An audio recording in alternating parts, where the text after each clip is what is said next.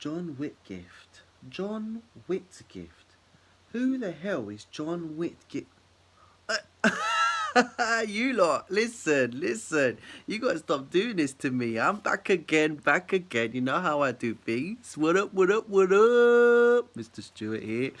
Hey, listen. Just putting together some videos for you guys. We're focusing still on the Puritans. If I did a video about the Puritans just recently, it was all about writing an account of how the Puritans challenged Elizabeth and the church.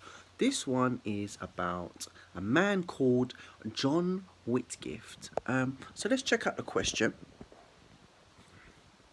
So the question is, explain the importance of John Whitgift in the decline of Puritanism. So why did Puritanism decline? So why did the number of people supporting this movement, this form of Christianity in England, why did it decline? Why were there less people following? Now, I've split it into 3 different reasons. So we need to know, firstly, what happened before John Whitgift came into the scene. So this is what we're going to do. I'm going to go a little bit closer because my last video wasn't that great.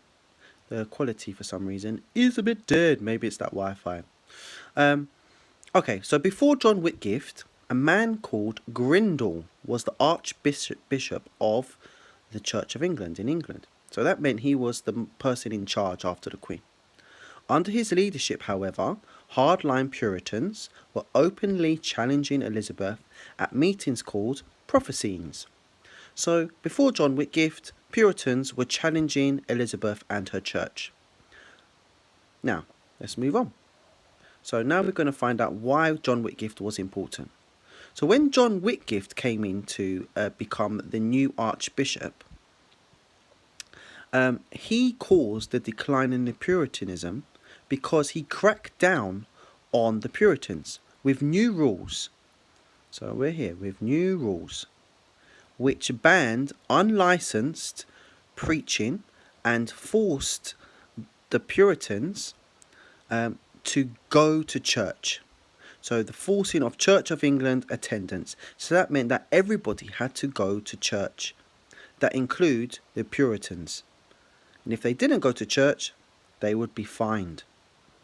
So that's the first thing that John Whitgift did that caused the decline of Puritanism. He cracked down on them with new rules which banned unlicensed preaching. So that meant they weren't allowed to preach in their meetings at the prophecies, and they were forced to go to church, the Church of England. Okay, so the second thing, or the third point that you're going to talk about, but it's the second reason why John Whitgift was important in the decline of Puritanism, is John Whitgift was also important in the decline of Puritanism because he created something known as the High Commission. This High Commission was an organisation that had the power to fine and imprison Puritans who challenged Elizabeth and the Church of England. So as you can see, these two go together really well.